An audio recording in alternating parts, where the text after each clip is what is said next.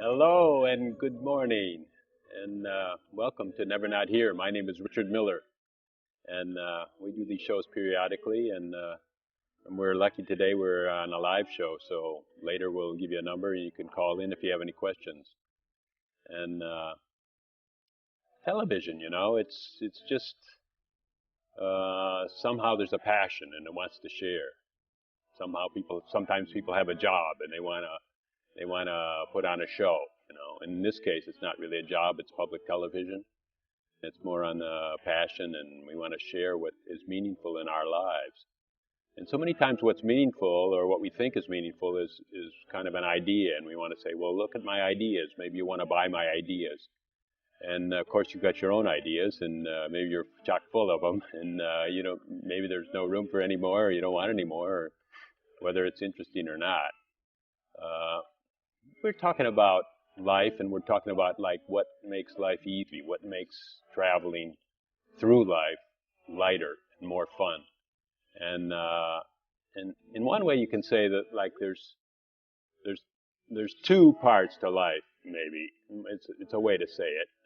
One part is what's there, we assume that something's out there, that something's happening, that we're interacting with something. And the second part of the formula is our interpretation of that. And so we don't really know the relationship. We're kind of thinking that our interpretation is pretty good. And what we find, what we can notice, is that everybody thinks their interpretation is just great. And what we're trying to say, or what we're trying to point to, is that maybe the interpretation is kind of arbitrary, because after all, 6 billion people on the planet, 6 billion interpretations. And the cool part about your interpretation is often how you react with life, and what seems to be in front of you confirms your interpretation. And I would call this the generosity of existence. That we all can really look at life and just say, okay, what I think is right. I wish everyone else would think like me. And at a certain point in your life, you kind of start to doubt that and say, well, how can that be? Because everyone's got their own interpretation. And so then what I'm saying is a part of the formula, the interpretation, is either arbitrary or not so important, as not such importance as we give it. And what's out there, well, I don't even know if we know what's out there. What is this life? I mean, we're so focused on our interpretation that maybe we're not even noticing what's out there. And these are some of the invitations we want to talk about this morning. We're really lucky we've got somebody that talks real plain language. And once in a while I get in here with people that I really want to kind of put some kind of number on you. And this is my good friend Paul Hedderman. We've known each other for about a year. Welcome, Paul. And welcome, Richard. Coming from San Francisco. Yep. So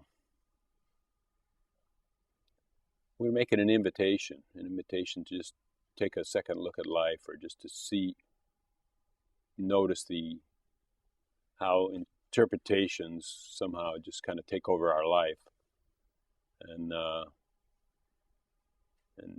ease of that is just maybe to notice what we're told, or actually the testimony is that you can know life without an interpretation, or without interpretation being in the first primo piano, like the first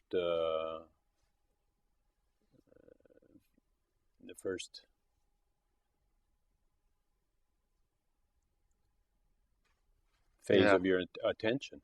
Just all that takes up your attention. Well, for me, it's just looking at what's happened to you here. If you're traveling well, then keep doing what you think you're doing. For me, that wasn't the case. And because of that, because of the suffering that my way of looking at life entailed, and my solutions to that suffering, which created more suffering, maybe I was brought to a point to sort of reinvestigate what was going on. And what I saw was, like you were saying, it was your interpretation. I found out, to me, it wasn't really my interpretation, that I'm a product of an interpretation. I'm a product of a mental process that's been conditioned through what I was brought up as, and also genetically, I imagine. And that interpretation is that there's a long-lasting, independent, separate entity called Paul here, mostly because of the identification as being a body. And that system of thought and interpretation I call self-centeredness. And I suffered from an extreme case of self-centeredness that produced a lot of consequences in my life, seeking relief from it. And those consequences took up a lot of my time. I was put into for me, my solutions created a magnetic appeal to people in uniform. I started to get in a lot of trouble attempting to get my solutions. And the consequences just kept building up. But the consequences weren't enough to convince me to stop doing what I was doing, because I was willing to pay any consequence tomorrow not to feel uncomfortable now. And in the state that I was seemingly in, I was uncomfortable. What happened with me is that state is called self-centeredness, and obviously the way it says it is the way it's built. It's all centered on this idea of being a self. And when I questioned that, who was this Paul, I started getting some relief, because I didn't find anyone there. And what I saw was I was really just reacting to an interpretation by my mind concerning the conscious contact that I actually am. So my experience of conscious contact here is that there is seeing, hearing, feeling, tasting, touching, smelling. I may have forgotten one or added one there. And that's the conscious contact. That's living. That's how I'm engaged with this place we call the world. That's how I meet it. I smell it, feel it, taste it, touch it, and hear it. And also my mind thinks about it. That's a sixth sense. In Buddhism, they call the mind a sense, just like seeing. But the mind sees thoughts like an eye sees a bird if it flies by the window or something. This conscious contact, my mental process, reacts to that conscious contact and says, I'm in conscious contact. I'm the one who's hearing. I'm the one who's feeling. I'm the one who's tasting. I'm the one who's thinking. And also, I'm the one who's thinking. Yeah? And when that happens, I forget the feeling of being alive, that conscious contact, which is totally rooted in what's happening now. And I live an interpretation about what that conscious contact means. And that meaning has been given by self-centeredness. And it is not a unique, random, organic system. Many of us are saddled by it. We look at life as how it pertains to us, and we have a difficult time seeing it any other way. And this apparatus, while this is going on, has ability to give meaning to things. That's why we call it a subjective experience. So I could look at this glass and I'm feeling pretty good today. The glass isn't a problem. I can look at the glass tomorrow, I'm not feeling too good, it is a problem. I can look at the glass the next day, I'm feeling good, it isn't a problem. What is it? Is it a problem? So the interpretation goes up and down. Based on where you're at. In other words, and where you're at. But I mean, you were saying like a problem, or like the self-centeredness is created by saying that this contact with what's out there, smelling, tasting, and so on, your five senses and the sixth sense, thought, and maybe a seventh sense, your feelings. No, the self-centeredness isn't made by that. Yeah, the self-centeredness claims it. It says, I'm the one. It claims it. No, yes. But what I'm saying is that somehow it just seems natural to say that's I. To who? Now, I don't know. To the same I that's what's never questioned. Well, that's why you're taking it to be natural. But to who? Who is it natural not to question that? The I itself. And the I is, to me, is that false installment. It's a product of a mental process. The mental process, the brain and the mind, what we call the mental process, produces a product called the sense of being a self, a long-lasting, independent, separate entity, reinforced by your perception of a body. That sense of a self, the first movement that it has in it, that mental process, is to claim what's ever going on. Instead of seeing that there's seeing, you think it's I'm seeing. Same thing with thinking. This is what drives people crazy. A thought is just a thought until it becomes my thought. As soon as there's an identification as the thinker of it, that thought has a lot of meaning, because you believe the thought's bringing you meaning, but the identification as Paul downloads meaning into the thought.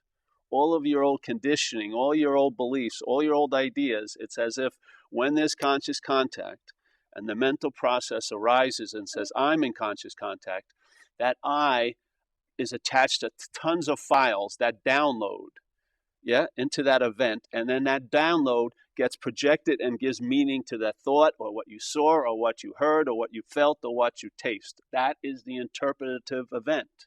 Yeah. So anyhow, that's real clear because there's so many thoughts that we don't claim. Because you're going down the street and there's thousands of things happening, and we only claim 10 or 20 things that happened on the way to the studio, and so then somehow that I mechanism or that identification says that's my thought. I thought that, and some other thoughts, maybe I don't know. The streetcar is noisy today. Who cares? It just goes in and out, and we don't even register it. And so let's say someone comes here and talks about their thoughts, and they talk to us about their thoughts. We would have incredible wisdom about their thoughts. So if someone's saying, hey, I'm thinking of, robbing that bank this afternoon. I think I have a really good plan. I have a pair of Pampers. I'm going to put them on, and I'm rushing and, get the money. And you're going, hey, wait a minute, bro. I think you should reconsider this. This is a sort of a wild, crazy set of thoughts you're having. But I may be having a similar set of thoughts, and I'm thinking they're incredibly genius-like. What's the difference? I have an immunity to his thoughts because they're his. I don't have much immunity to these thoughts because they're held as mine. There's a claiming of those thoughts. When you say they're his, in other words, they're held as his. That's right. So I have wisdom about it because they're not mine. Your separation or stand back? My ideas of Paul don't download when it comes to his thoughts. My ideas of Paul, which I'm very unconscious of, you are conditioned up the wazoo, basically.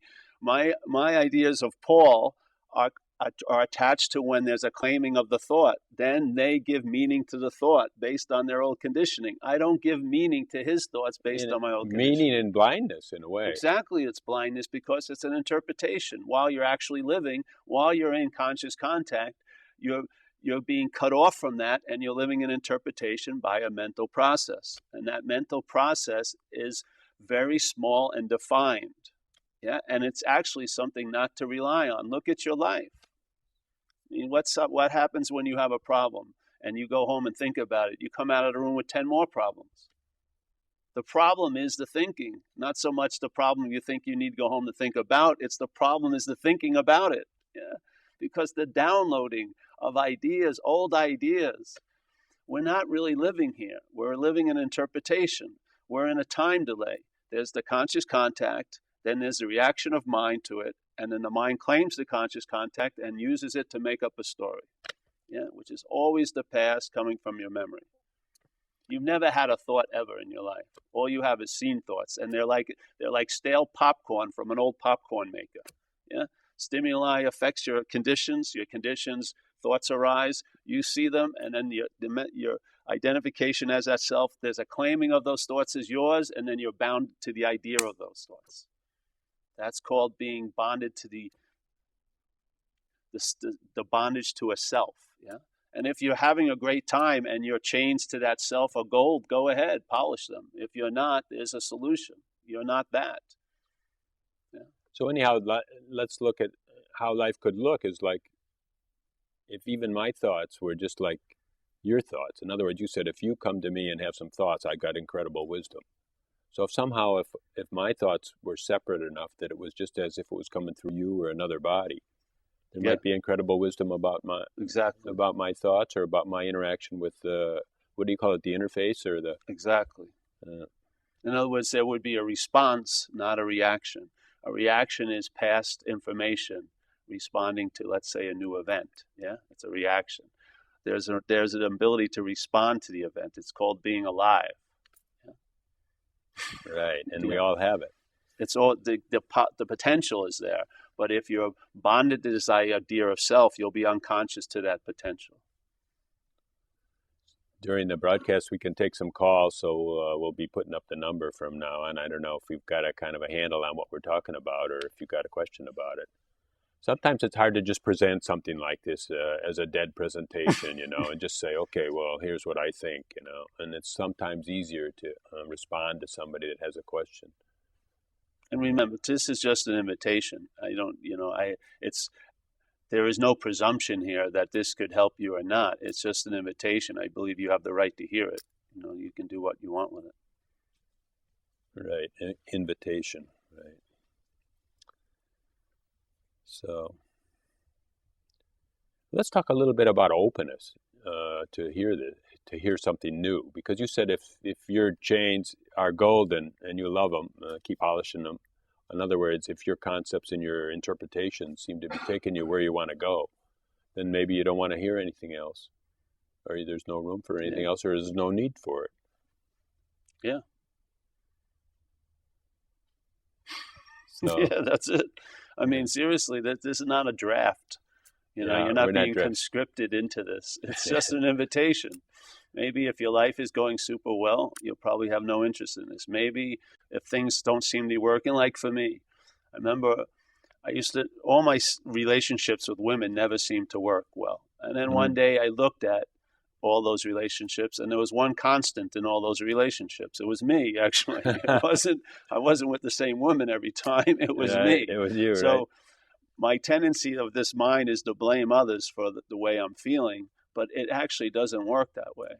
You may get a little relief in the act of blaming, but there's no solution to it. This dilemma keeps on continuing. So I just found something that worked, and how I know it works is because I'm traveling lighter through the terrains of my day. Yeah, and it's been like an all-terrain vehicle. It's been durable over the years. Let's see if someone's on the phone. Hello, Richard. Hello, Paul. This is Andrew Nelson. Your show is very important. I think the most important thing is truth. And, Martin Luther King said that the contents of human character are essentially aspects of human virtue. For example, truthfulness being the foundation of all human virtue. So, Andrew, the way I interpret truth is just like really what's out there. What is before interpretation, because interpretation is always kind of like going to be personal toward the truth.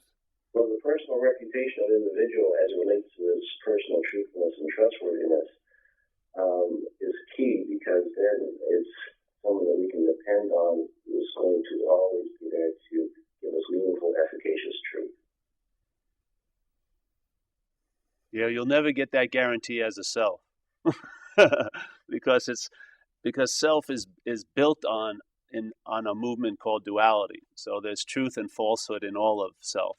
Yeah. So in a sense, a point of view is true, and yet because it's a point of view, it's false. Yeah. So in other words, in a way, there can't be a truth without falseness, because otherwise there's no need for it. There's universal reality, which is truth. Yeah, and that you can live from, but you can never know. Yeah. So you live from that truth.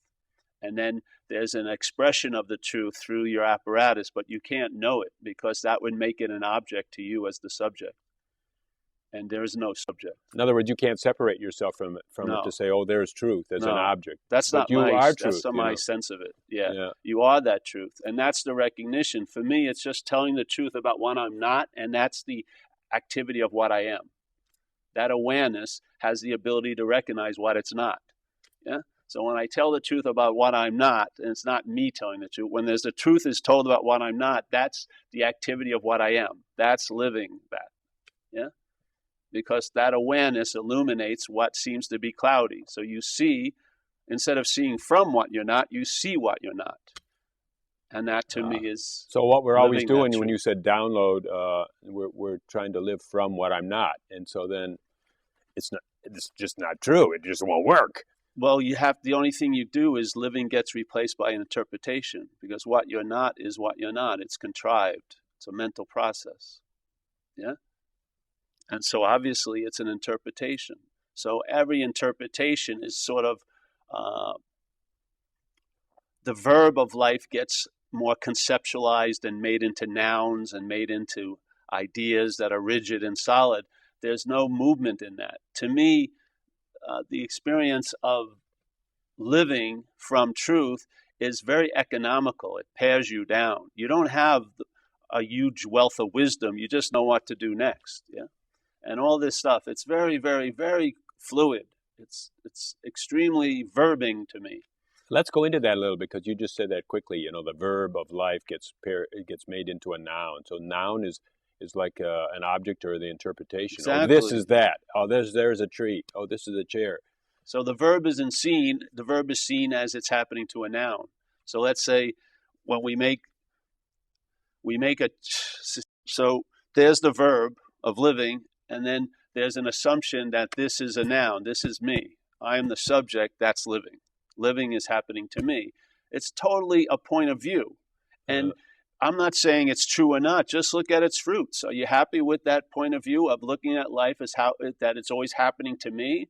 Where does all victimhood arise from? That point of view. You know, about verb and noun, I think you said it last night, because you said, okay, somebody sees running water, and they said, okay, I'm going to call it a river. So, you know, it's really just a verb, running water, and a river is kind of a concept. Yeah. It's you know, take a bucket of it and say, okay, look, I got river here. No, sorry, you don't. That's right. You don't. It's just an idea. But the feeling of the river is the experience of it, yeah? So when you're in the water and it's moving, you're getting the true essence of what we're attempting to represent by the word river. You're experiencing the verb of it, yeah? Right. Not an idea of it, not an idea of the verb, but the verb. So for me, it's not to learn about living, it's living. Yeah? Get a sense of what it's like to be consciously in contact, and you'll have some discrimination about what you're not. You'll see what you're not. You'll see it because it's a reaction to conscious contact. Yeah? And so if consciousness is in contact, consciousness can also see the reaction to conscious contact. Yeah? You can be conscious of what's appearing, and in that being conscious of it, you will see that it's not you. And that's the immunity to being at the effects of what's not happening. Do you have another question, Andrew? I guess he's gone. Andrew, okay, thank you. Thank you, Andrew. So, be at the effect of what's not happening. Let's try to go through that a little, because sometimes you can say, because it's a little bit confusion prone. But I mean, what's not happening is my interpretation.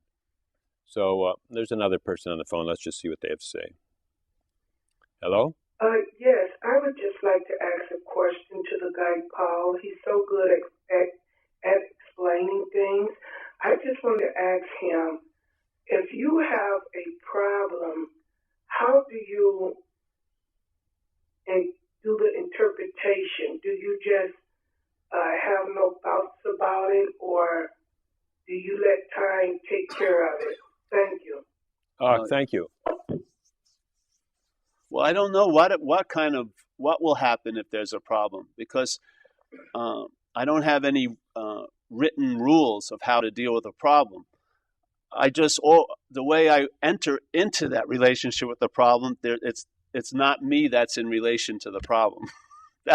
See, for me, the inherent real problem is the idea of being the me. The problem out here is secondary. So if I see the initial problem as not me, I tend to have a new way of looking at the problem that's appearing. Problem, yes. Right. The appearing but when problem. I'm looking at a problem from a problem, it doesn't really beg for much solution. It doesn't. In other words, like sometimes you say that that first problem of the looking from a me is like the main knot that contains all the problems. That's right. That's right. And somehow, if you can loosen that one, all the other ones seem to. I forgot the lady's name, but there is an activity that this apparatus does, which is it gives meaning to things. You don't have a choice in that matter. This is what this does. That's what mind does, right? I'm giving meaning to problems. So there may be, quote unquote, a problem, but what really is adding a lot of the weight to the problem is the meaning that is being given through me. And if I'm identified as self, where those meanings are going to come from are from a system called self-centeredness. And those meanings are going to really add a lot of weight to the problem, and they're going to add time to the problem, and they're going to bring memory to the problem, and they're going to present or project a future about more problems. Another thing they're going to bring is like repetition. And then you're going to say, well, this thing, I'm stuck, because then you'll see that the same problems come up from the same kind of consciousness or the same conditioning. And then you get the idea of stuckness, and then you say, oh, this is even more serious because it was just a little problem before, but after 20 times, it must be, why is this always happening to me? So if you are in a feeling of stuckness and it seems to get chronic, what are you going to do? You're going to seek relief. Yeah. You're going to seek relief. You're going to spend money you may not have. You're going to get drunk. You're going to do this. You're going to act out, maybe sleep with your best friend's wife. Who knows? But a whole new set of problems are going to ensue from how you read the first problem. I've noticed it all the time when people they talk with me and they say, I'm going to go home and think about this. I'll even offer them to go to a movie with them because I know if they go home and think about it, they're going to spawn about 10 more problems in the thinking of it, because the thinking is a very failed system. All the thoughts that we think we're having, or the thoughts that we notice here, are coming out of a specific popcorn maker called self-centeredness. You cannot think outside the box. Our old memory banks. Exactly. You can't think outside the box. You're going to get Orville, Redibacker thoughts every time, right? There's no way you're going to transcend that machine is not going to go outside of that. It's not going to pop cranberries, in other words. So, I mean, if you're tired of watching the movie of life with those stale pieces of popcorn from Orville, then maybe, just maybe, you can entertain I'm not that center of that system self, because that's what binds you to the products of the system of self, is being identified as the center of self. So to answer the question, and more or less, we just stand back from the problem, or what?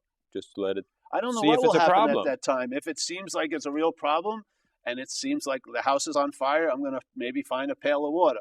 Another time, I'll see the house, and I'll recognize that's not really going on, and I won't need a pail of water. I don't know what will happen. Maybe it'll be peeling, and you'll say, I'll get a pail of paint. Who knows? You don't know. No, but it doesn't stop your action either, because, I mean, we're in action all the time. That's part of... Well, you're an action figure here. Yeah. We're all like, living little action figures on this board game.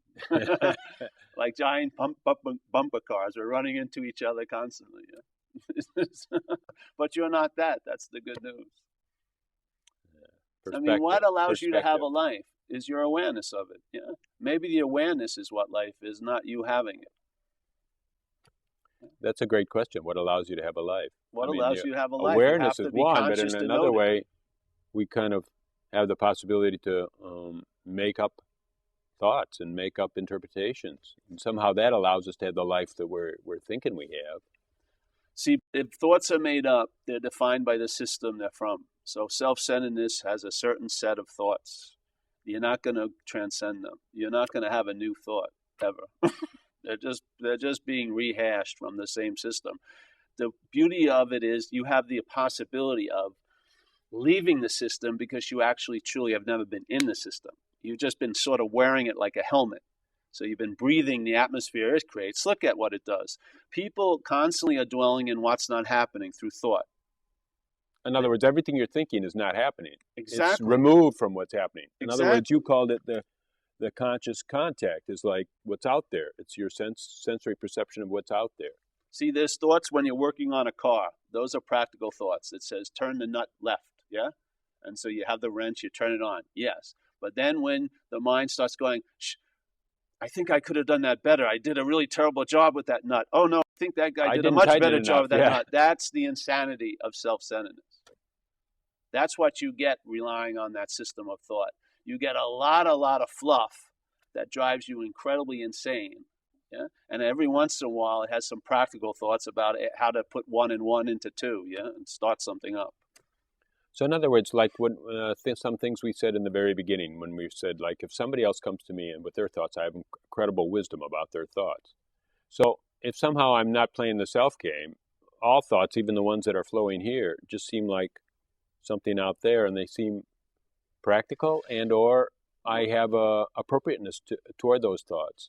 Well, for me, the simple recognition is this. When you're actually aware of the conscious contact, you will see when thoughts present what's not happening as what's not happening. Oh, you'll see that it's not happening. And that's the immunity. And it's kind of lightness, well, that's a good story. Because what solution could you have about being absorbed in what's not happening? There's nothing you can do except admit it's not happening. That's the solution. Yeah. There's no other solution. If you start trying to think about how can I fix what's not happening, you've missed the underlying quality, which is it's not happening. Yeah. That's what occurs. You start recognize when the thoughts go into the past or the future, into these little like dwelling mental houses of what's not happening, and you become the guest of that house. So now you're reacting to next Friday, and next Friday you can have cancer because anything can happen in what's not happening. Yeah. So you get one little hint that you may be losing your job, and you go home and you think about it, and you're basically destitute by next Friday. But it's actually being experienced now in your body. You're worried about, you're experiencing the mental equivalent of fear, which is anxiety, and you're reacting physically to an impending threat, but it's not happening. Yeah. So then, in other words, what's not happening means that we have the idea it's going to happen, or it could happen. Or exactly. It's really good. It happened so many times before, But the thing is, and how do I break this pattern? We don't have a good quality because we're not really aware of what's happening. So that's not a good measuring or an antidote to what's happening. So, or could be happening, or what should be happening, or what did happen seems to be really as important as what's happening because we don't have that quality of what's happening. What do you mean now? We don't have that quality. Say that in another way. We don't know how to hold it up against what's not happening. What's not happening seems to have a lot of weight with us because we're not anchored in what's happening. See, when you're not anchored in what's happening, you'll have a tendency to be affected by what's not happening greatly. But the antidote to what's not happening is what's happening. So when you say anchored in it, what comes to me is like, what's happening right now doesn't require a thought. And we're holding up a bunch of thoughts from the past and the probable future and just plain anxiety. And we're trying to measure it with what's happening, which doesn't even have a thought. And it just seems like, well, it doesn't measure up. Well, the thing is, it's not us doing it. See, that's the solution. It's the mental process. And you are not the mental process. If you're anything, I would believe what you truly are is being expressed in conscious contact. I believe you're the consciousness that's in contact. The expression of it? Did you say I think what's you're being the expressed? The expression of consciousness in contact is now. Yeah. Hearing, feeling, say. I would say we're more of that than thinking about what we are, or thinking about what we were, or thinking about what we're going to be, all basically rooted in identifying as a body. A body is sort of an object that allows life to be expressed here, but it's not what's expressing life. You can have a dead body and every part of it works, and yet it's not working. What happened? The animating principle is left. That's what enlivens a life. That's what turns the whole production on, like this stage, is the light of consciousness. How can you believe you are something other than that when it's the mother and father of everything that you call your life? You wouldn't have any thoughts. You wouldn't be able to see any thoughts. You wouldn't be able to have any feelings without consciousness, without the awareness of contact. So the conscious contact to me is the true birth of me every moment. And that has been sort of hijacked, and a changeling has been put in its place called Paul, this just huge catacomb of ideas and thoughts and old conditioning represented as a body. And all the time is given to that. The attention is thrown on that. Of course, because you think it's you. And no attention is that what's real is starved. Well, it can't be starved. It doesn't need any food. It doesn't need any food. You sure need your attention to be on it. It would be very helpful to you here to be attending or be conscious of consciousness. It would have a great dramatic effect on how you travel here. But you have no effect on it whatsoever. You can huff and puff. You're never going to blow that conscious house down. It's impossible. You don't leave any effect on consciousness. It's not a thing. It doesn't have a surface to scar. It doesn't take any impressions. It's not like a negative. It's nothing, no thing. It's consciousness. It's illumination. It's light. You are that light that's allowing you to think you're not. What a gift. Yeah. I would just, for me, it's really practical. It's like if you're traveling heavy and it's not really working, blaming everyone else for it. because the people you're thinking so badly of, they're probably not thinking about you at all today. You're having absolutely no effect on them whatsoever. They're just jollying, running around. I mean, to take stock of what's going on, and if it seems to be everything's going on to you, maybe you're not that you it's going on to, and maybe that would change how you interpret what's going on. Maybe you could see life in a different way if you didn't think it was happening to you so much. Yeah, who knows? For me, it works. That's why I'm in Chicago at 10:30 in the morning. I have no idea what I'm doing here. Right. Well, I've noticed that too. I've just noticed that you don't even have to take a position about it. You could just see that it's getting looser. And really the identification is getting looser, and it really doesn't matter that much whether my ideas are proved right or whether they're wrong or whether they improve or whether they actually are dead failures. It just seems like life is easier to live, and more opportunities come. And actually, I don't even think the opportunities come. I think the opportunities are all here. And it's just my blinders. When they get off just a little bit, I could say, oh, there's one, I'll grab it. Yes, I'll go there.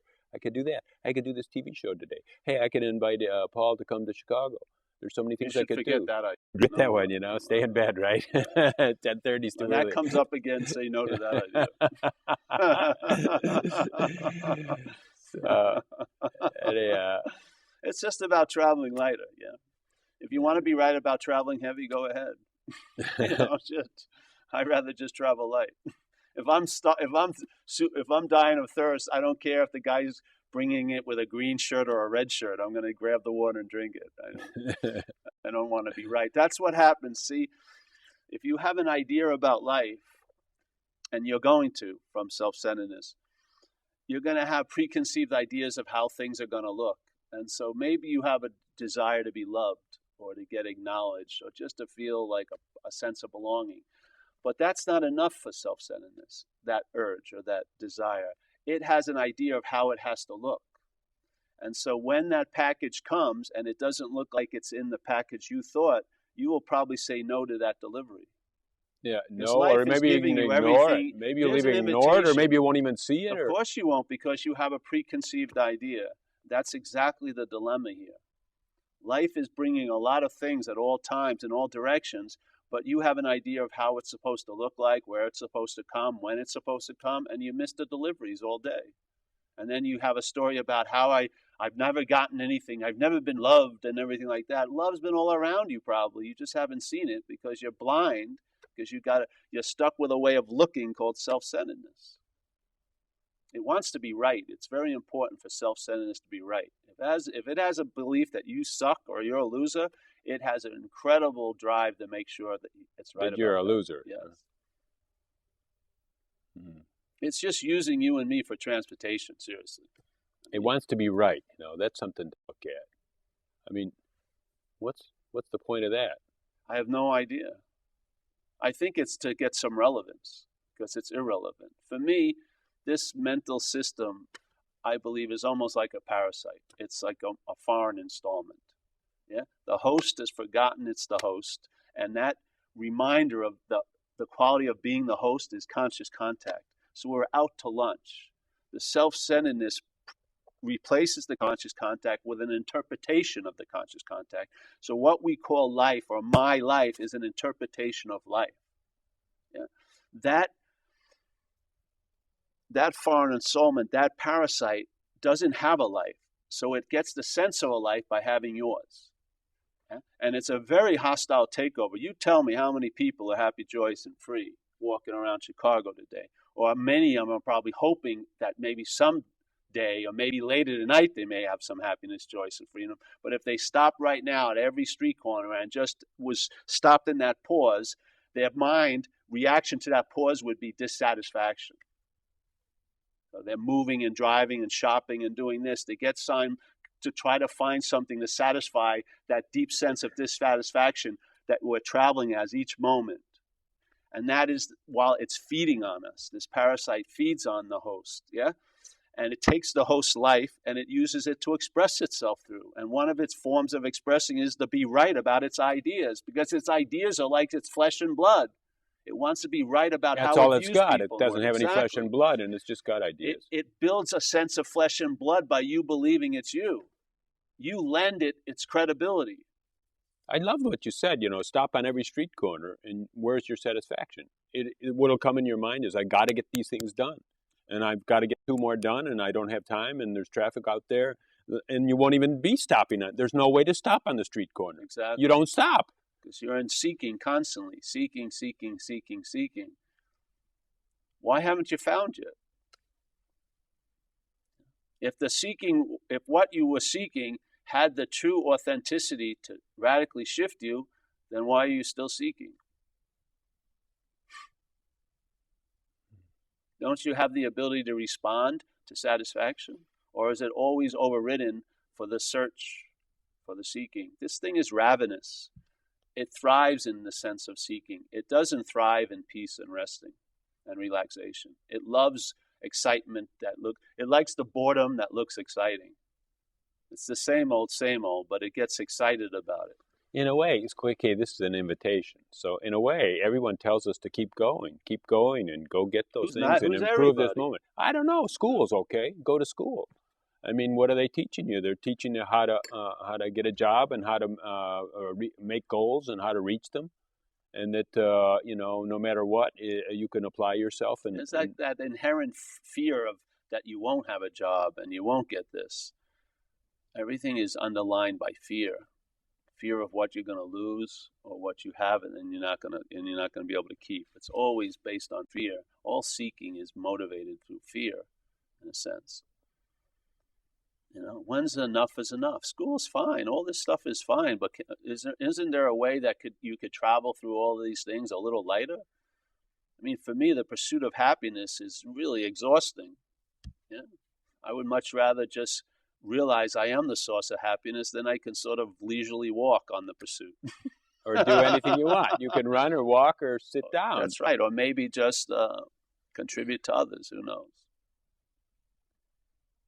See, in this reality, to me, this spiritual dimension, if you want to call it, you have things by giving it away. Yeah. You have it by giving it away. It's so much of you, there's no need to privatize it. Yeah, it's so much of you, there's no need to sort of like partition it out and give portions out.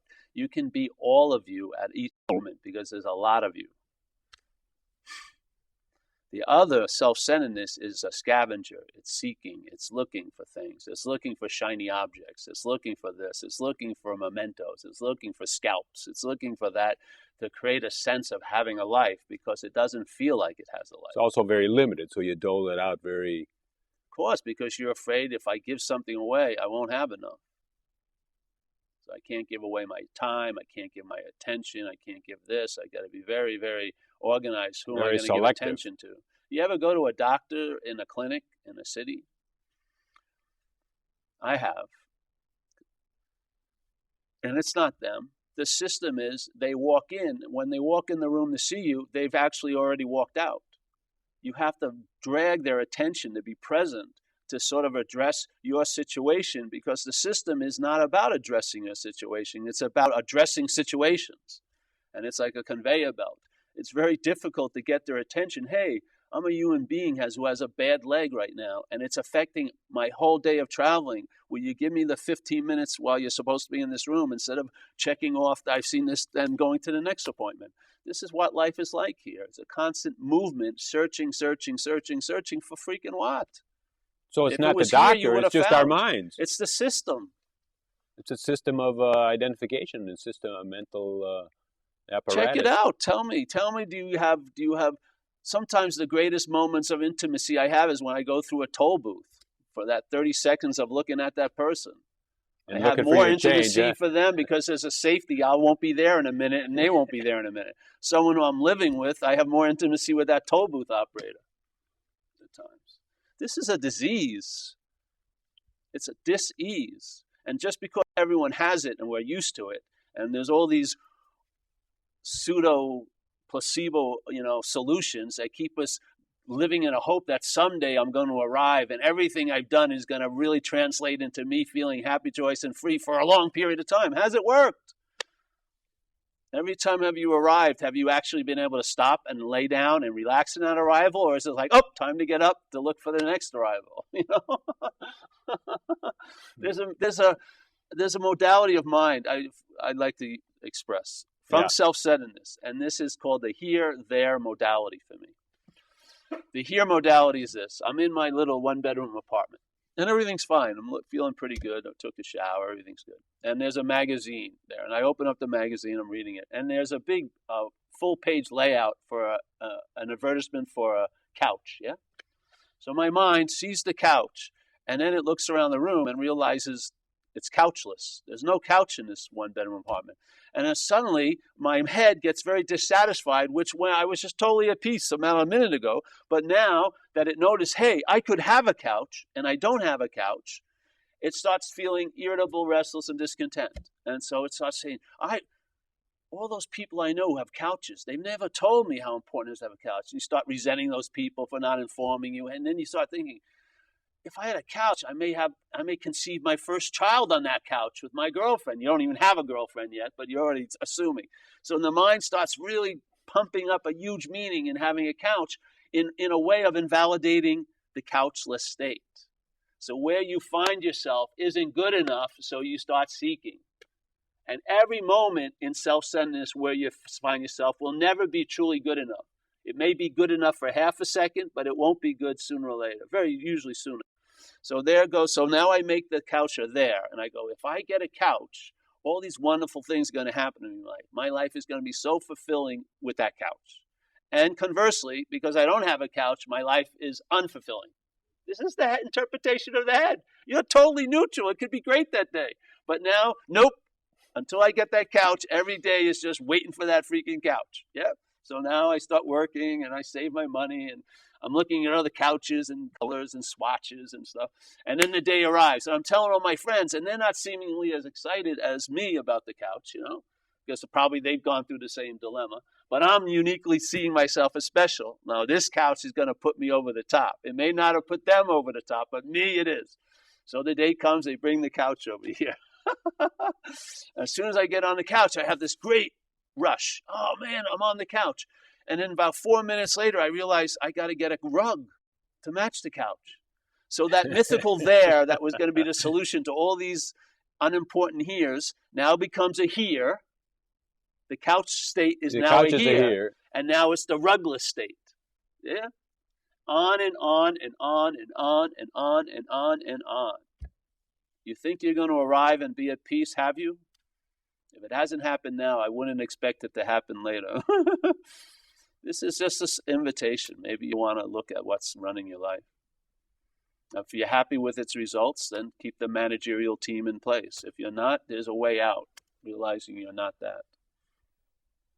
We're actually doing some meetings this weekend, and we've got a little in my place in Forest Park, actually, and we're going to do a meeting from 4 to 6 today, and then tomorrow on Sunday we're going to have noon to 2, and then another 4 to 6, and you can just come and check it out. I think my number's probably up on I think my cell phone's up on the right. It's and you can give me a call and get directions. And also NeverNotHere.com. If you go to NeverNotHere.com, you can. The second to last tab is called Schedules. If you can get on a computer, and Schedules events will give the address, but it's close to Harlem and Roosevelt. So Harlem is like the Blue Line stop, Harlem. And Paul's also got a website that he asked me to tell you what it is. It's called the Zen Bitch Slap. So .com. So Zen Bitch Slap. You know, that Buddhism sometimes has koans, and one koan is. They'll just leave it at that. Yeah. That's good. Right. Okay, that's one way to get a hold of Paul. But if you go to NeverNotHere.com, there's links to Paul's website. So if you don't remember that, and so we've had a good time talking in the past, and I'm sure tomorrow and this afternoon will be great too. People can ask questions. I think we have time for another phone call if someone wants to call in. We might have about 8 minutes or something like that, or 6 minutes. And so interpretation, in a way, is kind of like, it's a little tricky. If we totally rely only on interpretation, and interpretation, again, is what we call what's not happening or what's not here. It's just a story about what we think is here. Yeah, if you're happy with it, live in the story. We tell the story over and over. It has a certain repetition to it because it's our story, and we keep bringing up the same things. Somehow they're not finished. They're not. They're still important to us, and so then they repeat. And it could be just thoughts about how our life is running. It could be our relationships seem to repeat. Somehow people that get divorced tend to get divorced several times. And I had something. I wanted to say something. This is a simple way to experience. Obsessing with what you're not is your interest and your attention is drawn into thoughts about you. Let's say there's a woman in the other room that I'm interested in, and I'd like to hear what she thinks about me. So if I can, because I definitely don't want to get rejected. So I want to see if I'd like to go out with Paul. So then I can go, okay, I'll go ask her. So here I am at this talk or whatever, and this is what's happening. But my mind, my attention is interested in what she's saying about me. I'm hoping she's talking about me in this other room. So I'm straining to hear through the walls to hear what this lady's saying about me. Yeah. Now someone says, Paul, you're here, like we did today. They give you the information. You're here and now, this and that. But it doesn't really matter to me because my interest and attention is wanting to hear about that baby. Yeah. It's very difficult to break. But as soon as I hear her say, oh, I really like that guy, Matt, and my name is Paul, by the way, I lose interest in it immediately. I do not have to take a workshop to lose interest in it. I don't have to read a book to lose interest in it. It's just as soon as I recognize it's not about me, I lose interest in it. If you can entertain the thoughts that are running through your head all day, they may not be about you. They may not be, may not been the thinker of them. You will lose interest in them. And you cannot lose interest or attention. You just lose in what you lose attention, or the attention gets removed from that object. You have an infinite amount of attention and you have a lot of interest. There's a huge amount. So it's not, you don't lose any, you just lose it from that object. It just detaches. You gain it in a way. Exactly. It gets freed up and you can live it instead of having it constantly just being absorbed in thoughts about what's not happening. Yeah. And then you'll feel like you're alive. And I'll tell you, that's a big antidote to a lot of your problems. If you actually felt you were alive, the way you would see problems would be quite different. It's very difficult to see a dead problem when you're dead. It has a lot of meaning. But when you're actually alive, what you didn't think you could dance with before, you may be able to dance quite well with. So the second question we were talking about, well, how do you hold a problem? Well, then that problem and the whole group of problems in my life are kind of like those women in the other room where our attention is straining to solve those problems. And so in that way, we've kind of like cut ourselves off from the life force, or in a way, that's a deadness. Well, the thing is, for me, while you're dealing with all those problems, you're not dealing with the original problem, which is a misidentification. So that misidentification is going to continually beget problems. So you'll have a lot of problems in your life, and no matter if you solve them or not, there'll still be more coming. But because I would say the original problem is like a row of knots. So let's say I don't have much money and my girlfriend left and this and that. So the row of knots of my life are all these topics: security, ambitions, plans, relationships. And so sometimes I concentrate on one of the knots. I'll try to work on that, and I maybe get a little bit of release. And so I tell everyone about that workshop or that book. And then a month later it tightens up again. I say, oh, that book sucked, and don't go to that workshop, But I found in my experience that these things keep unknotting and knotting. But there is the first knot, and to me the first knot is misidentification. I believe I'm something that I'm not, and that causes me to be at the effect of this system of mind called self-centeredness. Yeah. When I told the truth that I wasn't this thing called self, that knot has a thread that goes through all the knots of my life, And like Jesus Christ, I think he supposedly said, I don't know what he said, you'll know the tree by its fruits. So by looking at my life in the last 15 years, the fruits that have occurred point out to a damn very good tree. Yeah, so you'll know the tree by the fruits. And another way to say it is like maybe the original knot is kind of wants to be anonymous, and so it keeps throwing these other knots and say, "Hey, work with this first, and don't look at me." Of course it does. Don't look at me. No, it doesn't want to be here's another anonymous. knot. Do this. It wants to be you. Yeah. It'd be great if it was anonymous. It's constantly proclaiming it's you every freaking day. Oh gosh. Wow. An hour really flew by. I don't know if this really has a good feeling for you, or if this is something. Again, I invite you to call our number and come out to Forest Park and talk directly to Paul and me. And we've got a lot of things happening with the NeverNotHere website, and we do webcasts and so on. But I just can't get enough of this invitation, and I can't really seem to give it out enough. I just have an enormous urge to talk about this and just talk about traveling lighter and talk to people like Paul and so I hope you relate to it. But so anyhow,